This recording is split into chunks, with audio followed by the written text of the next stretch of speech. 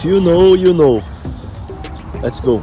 What's up, everybody? Today we're playing at the Lodge, poker room owned by Doug Polk, Brad Owen, and Andrew Nemi. One thing I should say about this place is that this is a different poker room, and I never saw any other room that compares to this one. Here I'm talking about some details that I'm gonna show you over this episode and other ones, but there is definitely a reason why those guys are who they are. Today we're playing 1-3 no limit Holdem, max buy-in of 1,000. There were no 2-5 available, so that was the main reason why I played 1-3. But I tell you up front that this session was insane. As there were no seat for the 1-3, I started playing 1-2 while I wait for my seat. First hand in the 1-2, I already see King Queen offsuit from the middle position. I raised to 11, low jack 3 bets to 25, really bad sizing here. Against this sizing, I basically gonna call or re-raise here, and with this hand I decided to call. And we see a flop of jack, 10, 5, rainbow. I have open ender and 2 overs, great flop for my hand. I check, he bets 25,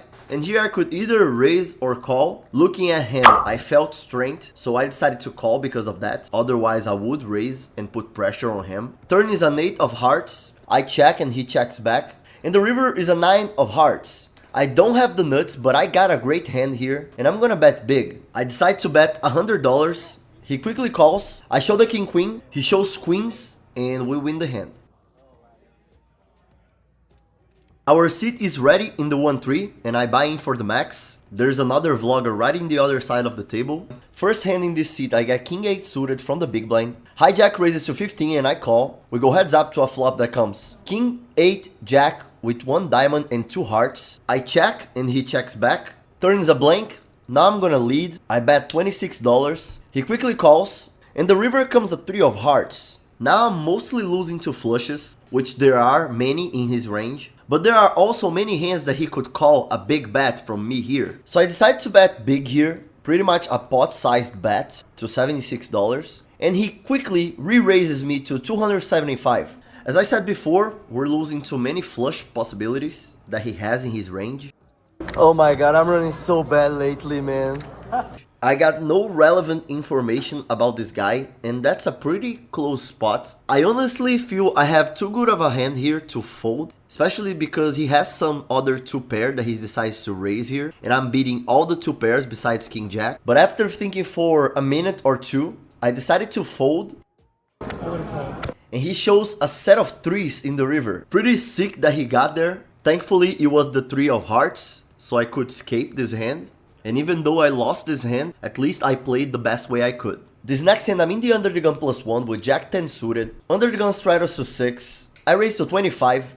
Middle position 3 bets to $80 and I call. Flop comes queen 9-3 with 1 heart and 2 clubs. I check and he bets 75. This board favors my range and I got an open ender with a runner flush possibility. His effective stack is 350 and I believe I'm gonna make him fold many hands if I shove all in. So that's what I do. I put all in. All of them in. I put him all in for $350.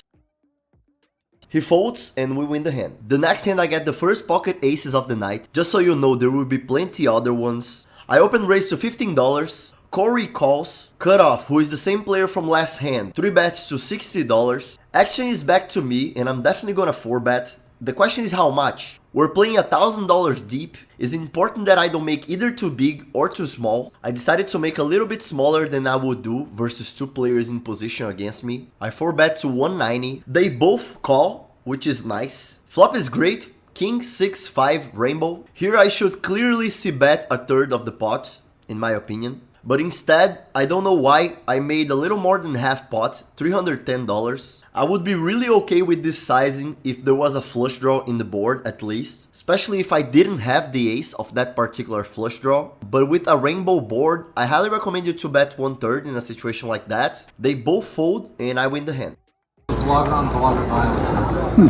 As you can see, the whole table is playing roughly with $1,000 or more. But before we go back to poker, let me tell you about our new sponsors. If you're into sports betting, I highly recommend you to check OddsJam website. They are basically a website that provides you plus EV bets. so you can choose the bets you like the most and bet by yourself. There is another link below that offer you up to 1,000 risk-free bets, so you can literally bet up to $1,000 on BetMGM, and if you lose, they actually give your money back. So I highly recommend you to check both of the links below, the OddsJam link and the BetMGM link, and if you have any particular question, you can send to the email that is under the description below. Now back to poker hands. This hand I get ace-queen suited from the big blind, under the gun straddle 6, cutoff raises to 30. I'm gonna definitely 3-bet here from the big blind. I raise a little more than 4x, $130. Cutoff calls and we go heads up to a flop that comes queen, jack, 8 with 2 spades and 1 heart. That's a pretty draw heavy and connected board. One where I will most likely not be able to take 3 streets of value.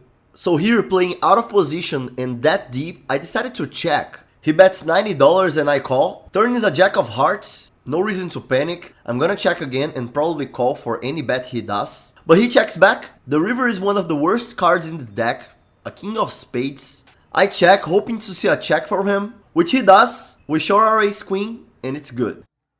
Next hand I'm on the button with ace queen offsuit, under the gun straddles and I got 2 limpers before me. I raise to 26 in position. I wanna get called by them, that's why I make such a small sizing. I want them to call with the most amount of hands that I'm dominated, such as king queen, queen jack, queen 10, queen 9, queen 8, queen 7, queen 5, queen 6, ace jack, ace 10, ace 9, ace 8, etc. Hijack and cutoff call, we go 3 ways to the flop, which comes king 5 4 all hearts. That's a pretty good flop for my hand and for my range. So when they check to me, I'm gonna bet big here. I see bet $65, around 80% of the pot. And then hijack re-raises to 130. Just by him doing that, and while we're playing so deep, and while I have the ace of hearts, that's a pretty weak play by him. Even if he has a flush, he doesn't wanna do that small. Because when I see myself with the ace of hearts in position, playing $1,000 deep, and I see a raise like that, I'm just in love with this situation. I gotta call 65 for a pot that has 283 plus implied odds if I hit my flush and extract a lot of chips. So of course I'm gonna call here. I call and I gain a little more equity in the turn when the 3 of spades comes. And now he bets 215. Now he made a okay bet, but still I gotta call 215 for a pot that has 563 plus the implied odds of me actually hitting the flush or the 2. That I believe if I hit the 2 I'm gonna be winning here most of the times. So I call and the river comes a 3 of diamonds. We don't get there. He makes the movement of betting again and I fold. Afterwards he said he had king jack with the jack of hearts. So if I hit the flush I would probably stack him pretty bad, because I would definitely bet big with the nut flush. Alright guys, let me show you something I really like here at the lodge. There's the part that you just get coffee and whatever you want. There are drinks. There is usually food that you just choose your food and you pay here when there's no one. Otherwise you just leave it with someone right there. And this part I also loved it, that they just leave it available, everything here, so you just come pick up anything you want, like water, sodas and etc. And it's just like you do it yourself and then come back to the table, you know, like anytime you want. I really like that freedom, independence to do that. Here's the room, and yeah, loved the lodge. Highly recommend you guys to come here, check it out, and that's it. Next hand I got the second aces of the night. I'm on the big blind. Middle position raises to 15, button 3 bets to 60, and here I'm gonna 4-bet. I 4-bet to 140, even less than I did last time. Middle position and button call. We go 3 ways to the flop. Flop is great, king 5 deuce with 2 spades. I have the ace of spades. I bet half pot. Unfortunately they both fold and I win the hand. Next hand I get aces again. Yes, let's go.